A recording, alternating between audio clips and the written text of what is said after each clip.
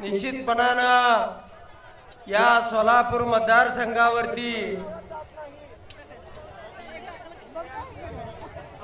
या भारतीय जनता पार्टीनं तुम्हा नेते मंडळींना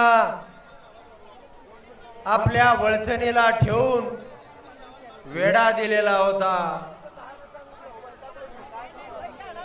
आणि गेल्या माढा लोकसभेला आम्ही आणि मोहिते पाटील दोघंही भारतीय जनता पार्टीच्या बरोबर असल्यामुळं आणि आमच्या योग्यतेनुसार त्या ठिकाणी आम्हाला सन्मान न देता एकट्या माळशिरस तालुक्यामधून 1 लाख मताचं लीड दिलेलं होतं। तुम्हाला मला सांगायचं आहे की जे गेली 4.5 वर्ष माळशिरस तालुक्याचा आमदार होता तोच आता या लोकसभेसाठी या ठिकाणी दिलेला उमेदवार आहे। मित्रांनो, राम सातपुतेच्या विरोधामध्ये मी स्वतः लढलेलो होतो आणि ज्याने निवडून आणलं ते मोहिते पाटील या मंचावरती आहेत। गेल्या 4.5 वर्षामध्ये काय काम केलं इथं सांगितलं जातंय की आरोग्य दूत आहे, लोकांच्या ऑपरेशनला मदत केलेली आहे। मित्रांनो, माझ्या 30 वर्षाच्या आयुष्यामध्ये किमान 5,000 ते 7,000 लोकांना या हॉस्पिटलसाठी मदत केलेली असेल।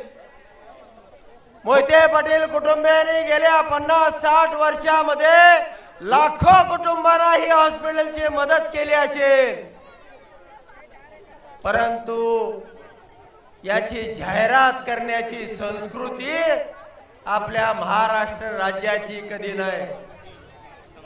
49 फक्त ऑपरेशन केली।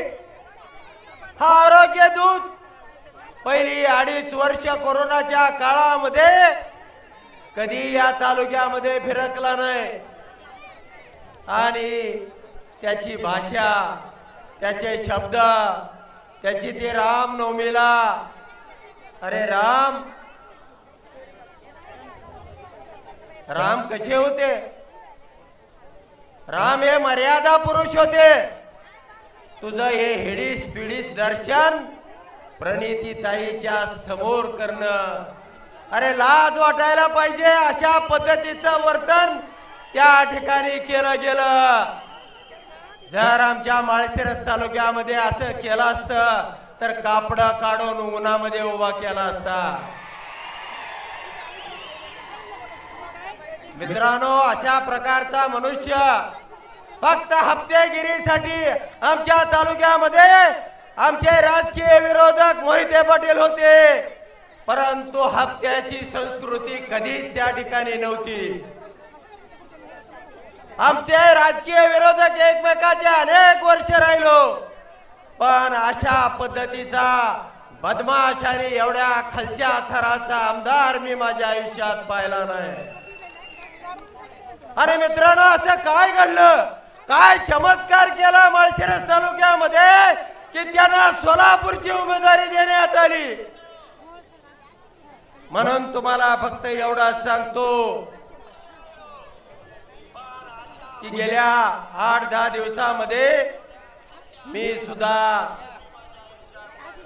अनेक चक्रा यांच्या खाल्लेल्या आहेत आणि तुम्हाला एवढाच मला सांगायचं आहे, जल गया है सब कुछ, जल गया है सब कुछ, अब बचा ही क्या है, और अगर बच गए हम तो फिर जला ही क्या है।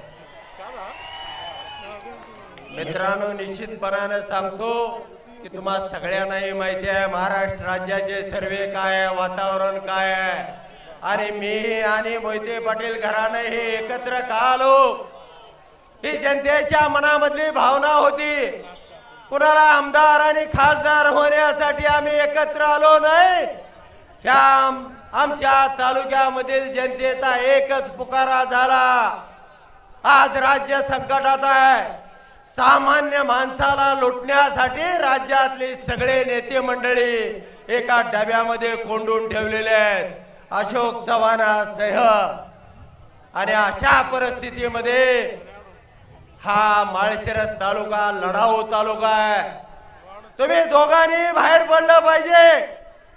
आणि म्हणून मित्रांनो, जे त्या बाजूला गेलेले आहेत, एकनाथ शिंदे असतील किंवा अजितदादा असेल, मी गेले 2 दिवस झाला अजितदादांच्या मतदारसंघामध्ये प्रचार करतोय। मित्रांनो, सर्वे तुम्ही पाहिले असतील, अजितदादाला 5 जागा दिलेल्या आहेत, त्यांचे उमेदवार फक्त 2च आहेत आणि जागा या 5 पैकी 2 भोपळे आहेत। बरोबर आहे का? एकही जागा येणार नाही। आणि म्हणून मी पवार साहेबांना सांगितलेलं आहे, या निवडणुकीनंतर अजितदादांना पुन्हा पहिल्यासारखा गुराचा गोटा त्या ठिकाणी घालून द्यावा लागेल। किल्लेदार फितूर झालेला आहे, परंतु हा 84 वर्षाचा योद्धा त्या किल्ल्याच्या पायथ्याला काठी घेऊन बसलेला आहे।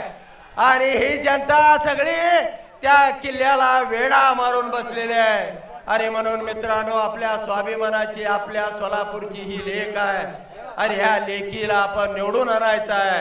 मोहिते पाटील आणि आमचं सैन्य, आज बुधवार आहे, शुक्रवार पासून 5000 सैन्य या तुमच्या मतदारसंघामध्ये तुमच्या दिमतीला येणार आहे। आणि ही स्वारी यशस्वी केल्याशिवाय आम्ही माघारी जाणार नाही, हा मोहिते पाटील कुटुंबियाच्या वतीने आणि माझ्या वतीने तुम्हाला शब्द देतो आणि या ठिकाणी थांबतो।